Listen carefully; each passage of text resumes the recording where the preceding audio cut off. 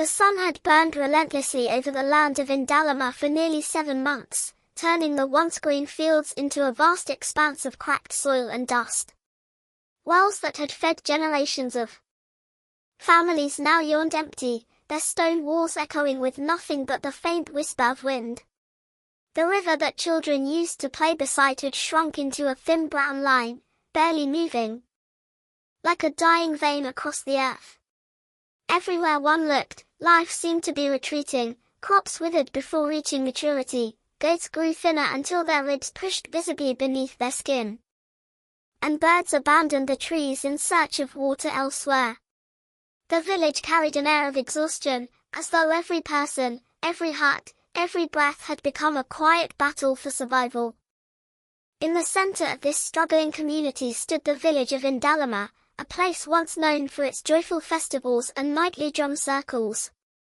Laughter had once echoed between the mud brick houses, and the scent of roasted maize and yam had often drifted from kitchen fires. Now children sat silently at doorsteps, their bowls empty, their faces drawn with hunger. Every morning, villagers woke with the same desperate question: how much longer could they endure?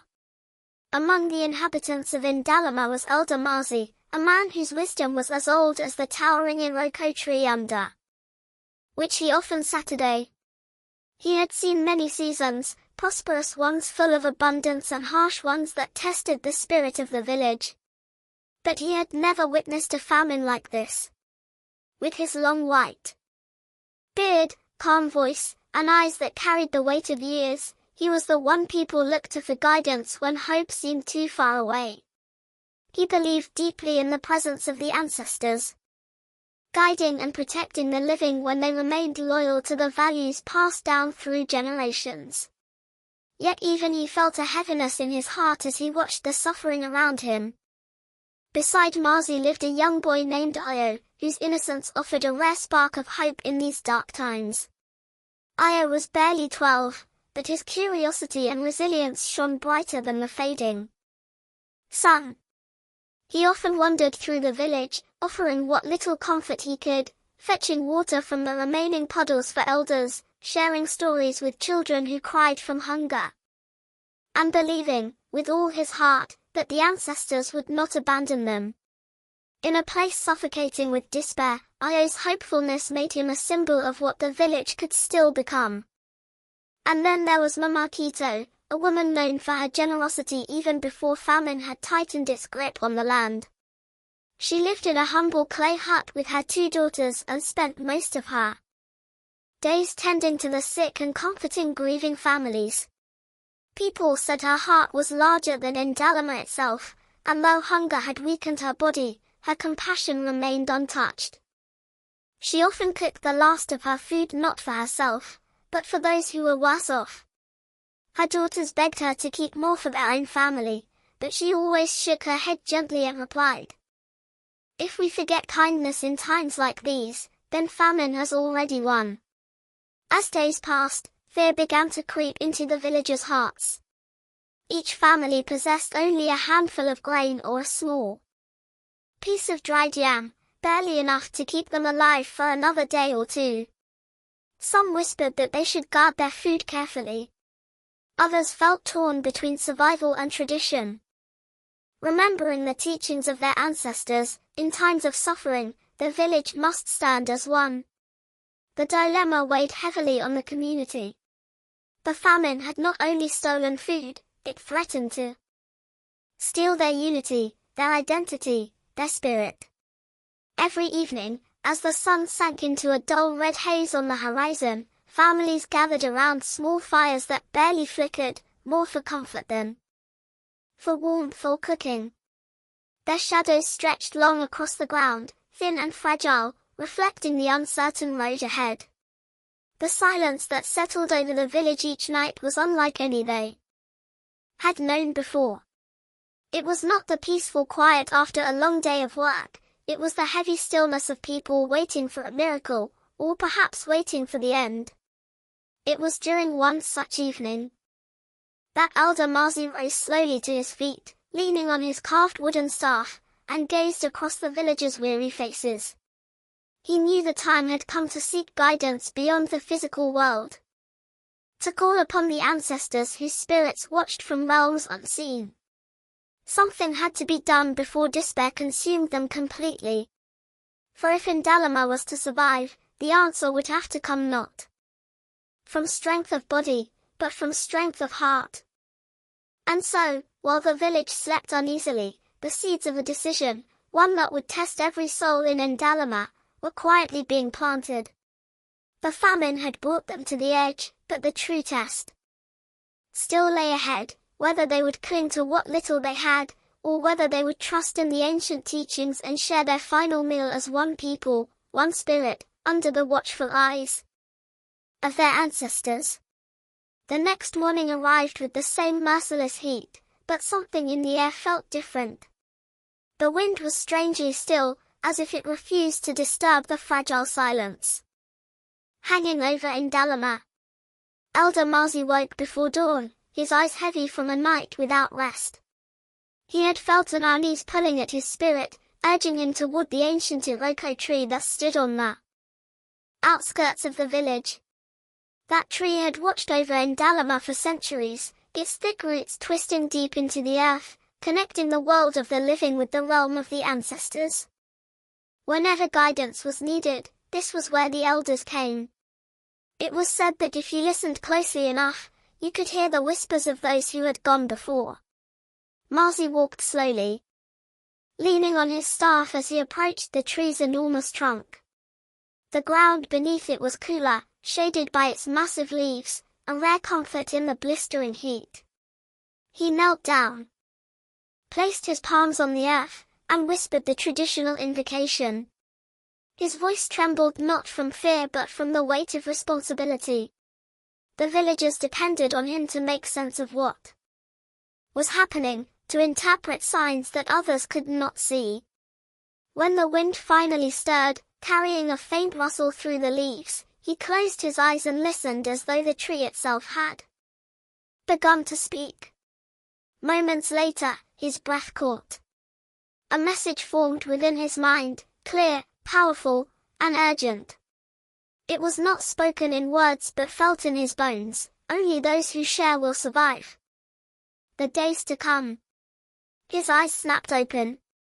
The message was unmistakable. It carried the strength of generations and the authority of the ancestors. But as he rose to his feet, Marzi felt a deep worry. The people were weak. The famine was tightening its grip. Asking them to share their last handfuls of food might be asking for too much. Yet disobeying the ancestors had never brought anything but suffering. When he returned to the village, people immediately gathered around him. They saw the seriousness in his face, the urgency in his steps. Mothers with thin arms held their children close. Men frowned with anxious curiosity, and elders leaned forward, sensing that something important was about to be revealed. Marzi raised his staff and spoke with the firmness of someone who knew that ancestors were listening. He delivered the message exactly as he had received it. But rather than bringing relief, his words split the village in two. Some villagers gasped and nodded. They believed deeply in ancestral guidance, and though fear gnawed at their stomachs, they trusted that the spirits had always protected them. Others shook their heads with disbelief. They whispered among themselves, saying the ancestors would never demand such a sacrifice while hunger was killing their children. A few even suggested that perhaps Elder Marzi had misunderstood the signs, or that the tree's voice had been nothing more than wind and desperation. As the sun climbed higher, the tension in the village thickened. People retreated to their huts to discuss the dilemma with their families. Inside one small home, a father argued to keep their grain hidden, saying survival came before tradition. In another, an old grandmother insisted that ignoring the ancestors would bring even greater disaster. Children listened quietly, sensing the fear in their parents' voices, unsure of what to believe. By midday, a secret meeting had formed behind the cattle pens. where the smell of dry hay masked whispered conversations. Several men leaned close, their eyes darting around as they debated whether to follow Elder Mars's message. One of them suggested storing their food in hidden pits outside the village. Another argued that if they shared, their families would surely die. "Let others take the risk," he muttered. "We must protect our own." His words were met with uneasy murmurs. Yet even as fear tried to pull the community apart, something else stirred in the heart of Indalama. Mamakito, who had spent the morning comforting a sick neighbor, stepped into the center of the growing debate. Her face, though lined with fatigue, held a calm strength that silenced the crowd. She looked at each villager as if reminding them of who they were, people bound not just by hunger, but by history, tradition, and the love of their ancestors. Her voice rose steady and clear. "If we die," she said softly, "we die together. But we must not die with shame in the eyes of the ancestors. We are not people who hide from each other. We are not people who turn our backs on our brothers and sisters. If the ancestors ask us to share, then we must trust that they see what we do not." The words struck deep. Some lowered their eyes, ashamed of their fear. Others felt tears burn behind their lids as Mamakito's voice carried the weight of truth they had forgotten. Even Elder Marzi felt a warmth in his chest, grateful for her courage. But not everyone was convinced. Doubt still lingered like a shadow, whispering that survival required selfishness, not generosity.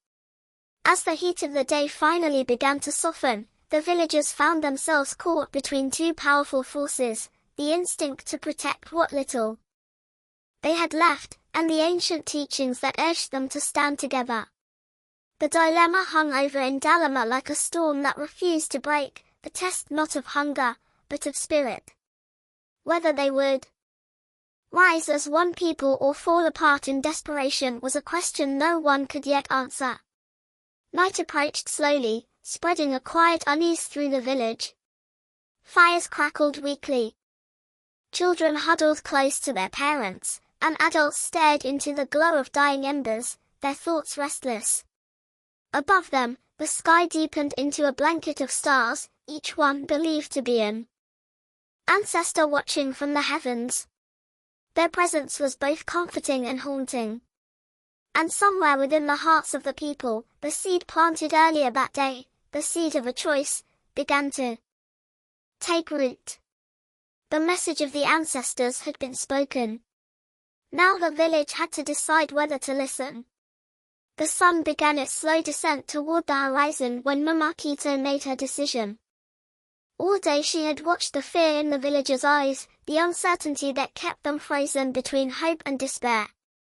She had listened to the arguments, the whispers behind closed doors, and the restless sighs of mothers worried for their children. But in her heart, she knew that if the people of Indalama allowed fear to guide their choices, the spirit of the village would die long before hunger claimed their bodies. So, as the sky turned a deep orange, she stepped into the open square, lifted a small clay pot above her head, and called out for all families to gather. At first, only a few emerged from their homes, weary and cautious. But curiosity slowly pulled others out, until a small crowd formed around her. Mamakito stood tall, though fatigue tugged at her limbs, and with steady conviction she said, "Tonight, we cook our last meal together.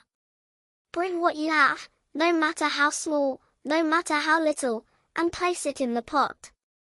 Let us show the ancestors that fear has not broken us." Her words cut through the heavy air like a breeze before a storm. For a long moment, no one moved. The idea of giving up the only food standing between life and death felt impossible. Even Elder Marzi watched silently, unsure of how the crowd would respond. But then, from the back of the group, Io stepped forward. The boy held in his hands a tiny woven pouch. containing only a few kernels of dried maize, the very last food his family possessed. He walked up to the pot, opened the pouch with trembling fingers, and poured the grains inside. The sound of the kernels hitting the clay echoed across the square, soft but powerful, like the first drop of rain before a storm. "If I share," Io said quietly, "maybe others will share with me." A hush fell over the crowd. The innocence in his voice struck deeper than any sermon or warning. After a long silence, an elderly woman with shaking hands came forward, carrying a small piece of dried yam wrapped in cloth. She placed it into the pot with tears in her eyes. "This is all I have," she whispered, "but I give it with an open heart." One by one, families stepped forward. Some brought a handful of millet, others a few slices of cassava or a scrap of smoked fish that had somehow survived the famine. The offerings were small, almost pitiful, but together they began to fill the pot. Even those who had earlier spoken of hiding their food approached with lowered heads, ashamed of their fear yet grateful for a chance to make things right. Soon, the pot, large and ancient, passed down through generations, held the combined hope of an entire village.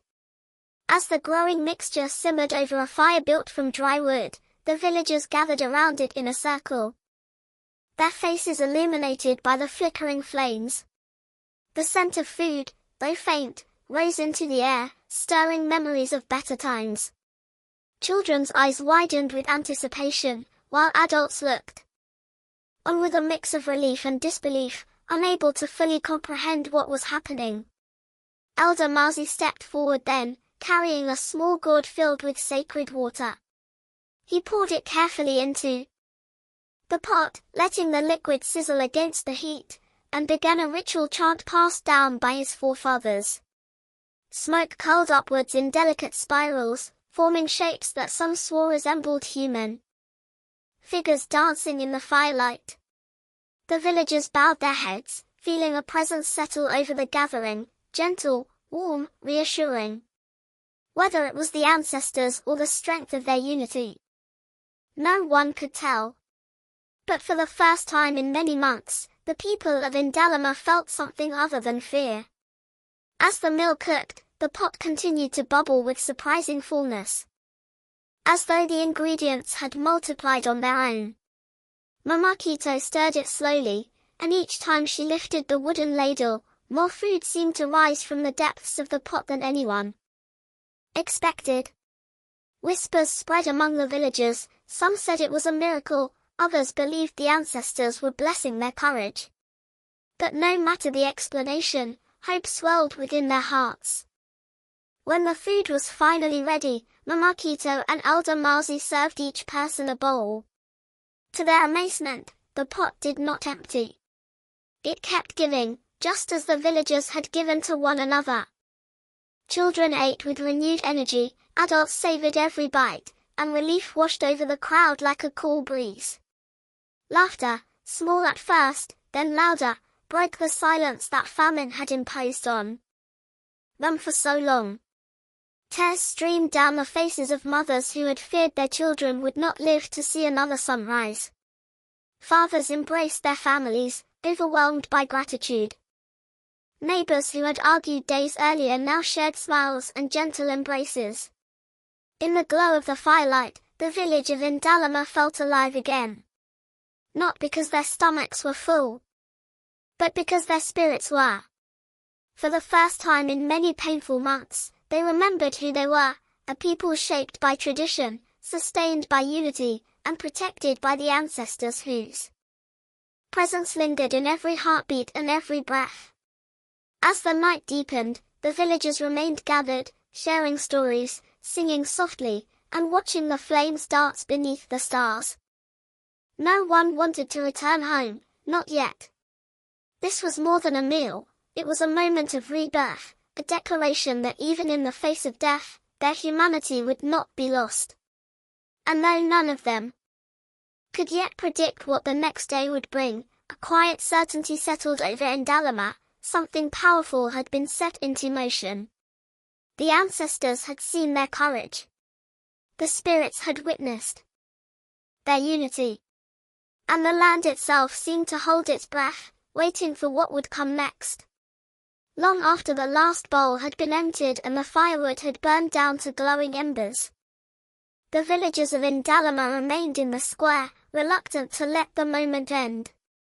A gentle peace had settled over them, the kind that comes only after a great fear has been faced and a great truth rediscovered. Children leaned sleepily against their parents, their bellies warm for the first time in weeks. Older villagers hummed old songs beneath their breath, melodies once forgotten under the weight of hunger but now returning like long-lost friends. Even the air itself felt different, less oppressive, less dry, as though the world had taken notice of what they had done. Then, as if stirred by some unseen hand, a strange wind swept through the square. It rose suddenly, swirling dust into small spirals that danced around the people before scattering into the night. The villagers gasped softly. A wind like this had not blown in months. Elder Marzi, who had been sitting quietly with his staff resting across his knees, lifted his head. His eyes narrowed, then widened with recognition. To him, the wind was no ordinary breeze, it felt like a breath from the realm of the ancestors, a sign that their offering had been accepted. "They are here," he whispered, his voice trembling with reverence.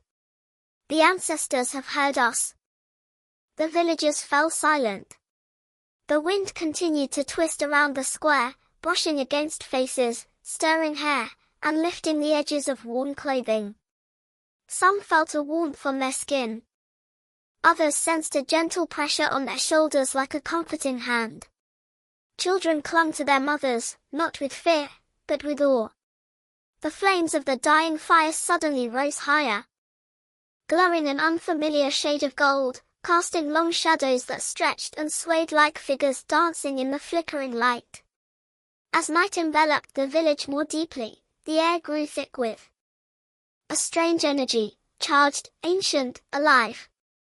One by one, the villagers drifted back to their homes, guided by an unspoken understanding that something sacred was unfolding. Sleep came quickly, heavy and deep, pulling them into a dream unlike any they had ever experienced. In the dream, the land of Indalama transformed before their eyes. The cracked earth softened, the dead crops straightened and turned green, and the wells glowed with shimmering water. Above them, spirits dressed in radiant colors danced in a circle, their feet touching the soil with a rhythm that echoed like drums. Some villagers saw their own ancestors, grandparents, great-grandparents, even distant relatives whose stories had been told for generations. The spirits smiled, lifted their hands, and beckoned the villagers to join them. No words were spoken, but the message was clear: your unity has brought life. Your generosity has awakened us. The dance grew faster, more vibrant, until it became a storm of color and sound. Then, in one sudden burst of light, rain began to fall within the dream, soft at first, then stronger and stronger, drenching the land in coolness and promise. The villagers felt the drops on their skin, tasted them on their lips, and cried with relief even as they slept. The dream faded only when the rain had washed away every trace of despair. Just before dawn, a low rumble echoed across the sky. It startled birds into flight and stirred the villagers awake. Mothers sat up quickly, pulling blankets around their children. Men stumbled out of their huts, blinking against the dim early light. And then they saw it, dark clouds gathering on the horizon, large and heavy, rolling toward Indalama with a power none of them had witnessed since the famine began. A moment later, the first drop fell. It struck the ground and sent a soft hiss into the quiet morning. Another drop fell, then another. Soon the sky opened completely, releasing a torrent of rain that drenched the earth in a matter of seconds. Cries of joy erupted throughout the village. Women lifted their hands to the sky, letting the rain soak their faces. Children laughed and splashed in the forming puddles, their voices ringing through the air like music. Men shouted prayers of gratitude, their bodies trembling with relief. Some villagers fell to their knees, clutching the wet soil as tears mixed with rain on their cheeks. After so many months of suffering, the blessing felt unreal, like a miracle given form. Elder Marzi leaned on his staff, raising his face toward the sky.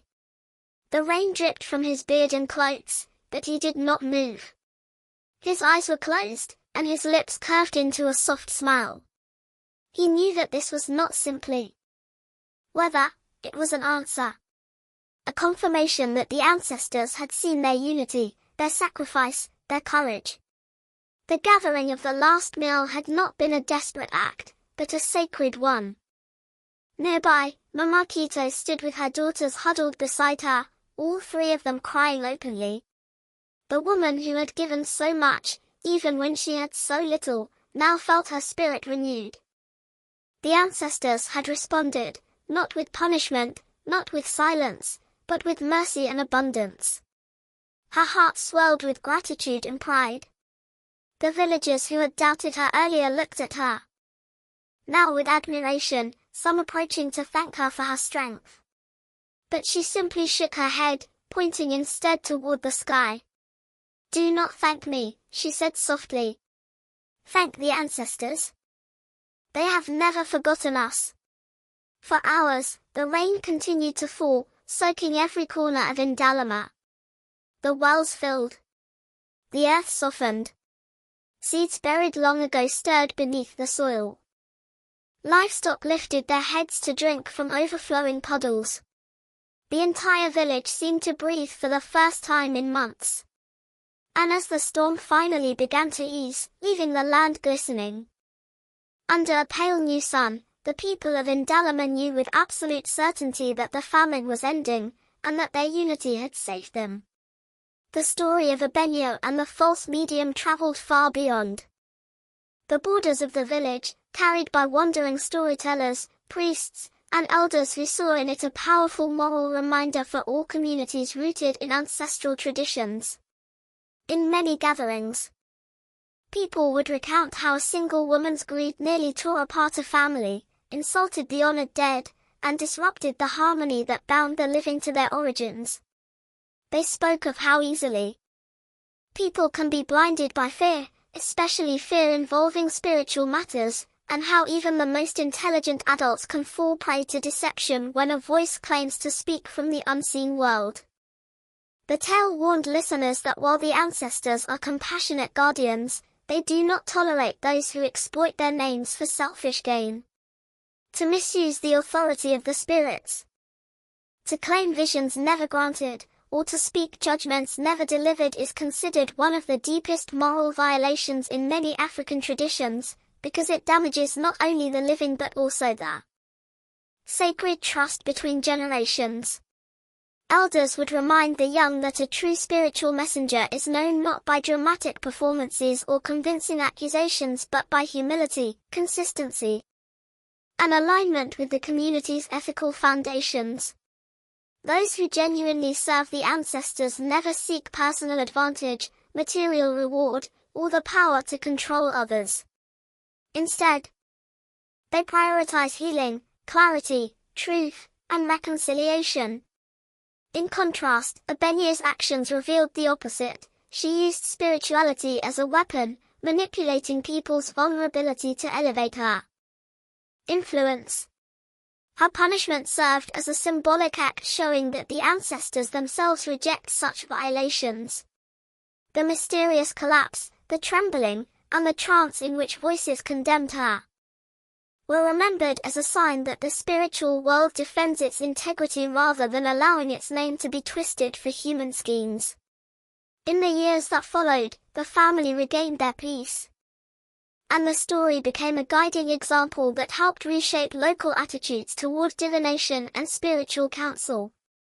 People grew more cautious about who they trusted, and councils of elders established clearer rituals for verifying claims from supposed mediums. The moral reflection taught that while spiritual traditions are powerful and sacred, they must be protected from corruption by individuals seeking shortcuts to authority.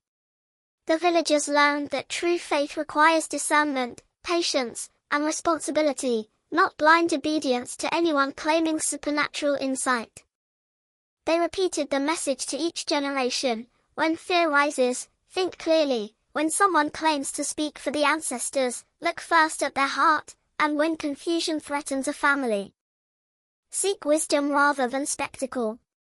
Ultimately, the legacy of this event strengthened the community instead of weakening it.